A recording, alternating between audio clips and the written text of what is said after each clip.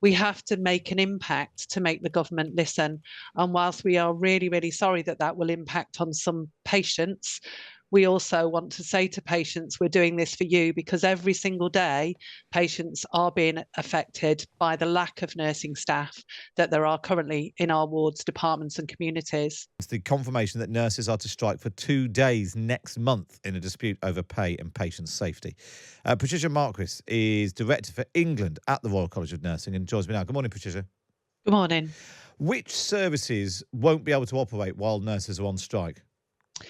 So I think it's important probably to focus on which will, and crucially, emergency, life-saving care, etc., will all still be available.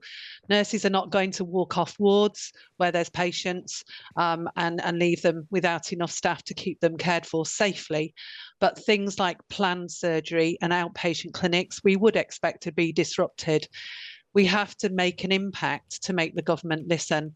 And whilst we are really, really sorry that that will impact on some patients, we also want to say to patients, we're doing this for you because every single day patients are being affected by the lack of nursing staff that there are currently in our wards, departments and communities. Will people become more ill or even perhaps die as a result of this strike action? We're clear that we will strike safely and we will ensure that emergency care and safe care is still available to those that need it.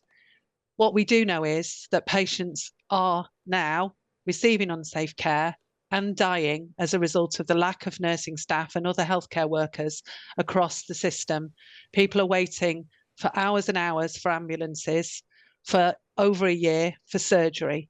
So people are already being affected by the lack of funding into the NHS and the lack of pay that nursing staff and other healthcare workers are receiving, making it an unattractive place to work. But the logic of that is that actually there will be people who will be made more ill and perhaps die as a result of this strike action. I don't think that that is the natural result. The natural result of what's happening now is that what we're trying to say is something has to change to stop the unsafe conditions that staff and patients are being subjected to now. So no, I think it's very clear that our members have, with a very, very heavy heart, have taken such a difficult decision to tick yes to strike. And they've done it not just for their pay, but because of the impact that their low pay is having on the patients and the services that they deliver. So we absolutely are clear we will do everything to ensure that services are as safe as they are now. You're asking for a 19% pay rise. That's almost double the rate of inflation. Is that realistic? So that's when we put our claim in at the last year. That's when how long this has taken to come to a head. Yes, we're asking for inflation plus 5%.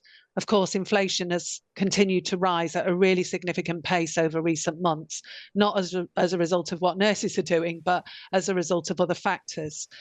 So we really want to have conversations around what is a reasonable deal, what is enough to ensure that nurses are able to stay in the profession.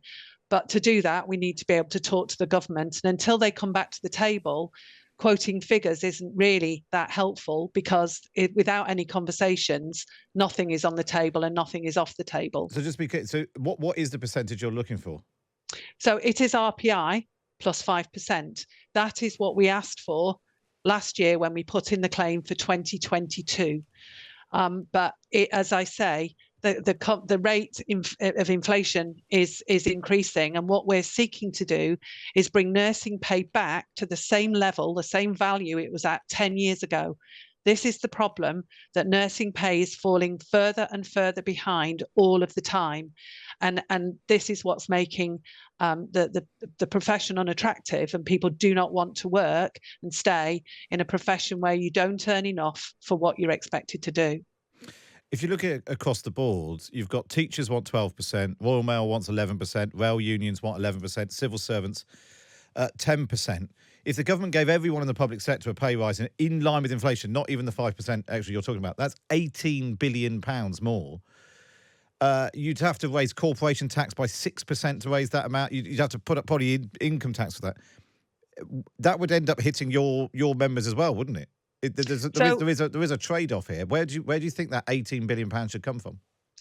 There's a trade-off too, in that if you increase the salaries of nursing staff, there's a lot of evidence that says most of that money goes back into the economy, both through tax, national insurance, etc., but also in the purchases that people make.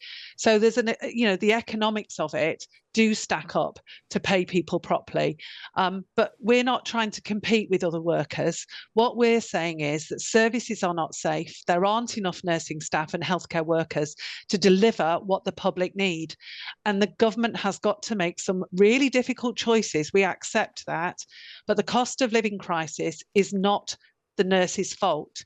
And what we need to do now is have the government back to the table to have conversations around what is going to be possible, in order to ensure that more nurses do not leaving the situation even worse than it is already now. Just one final question, Patricia. Andrew's just texted in. What about my chemo? If he's having chemo, will that happen, or will that be cancelled because of the strike? So these conversations will happen at local level to assess what services need to run at local level to ensure that patients are safe. It is quite likely that things like chemotherapy services, whilst there may be disruption, will not be completely stalled. So those conversations will all happen locally with individual employers, because each employer has got different services running at different days on different times. So it's a local decision that will be taken, but we will do everything we can to ensure that services are safe for people like your caller. I think it was Andrew. Yeah. Patricia, good to speak to you. Patricia Marquis, Director for England at the Royal College of Nursing.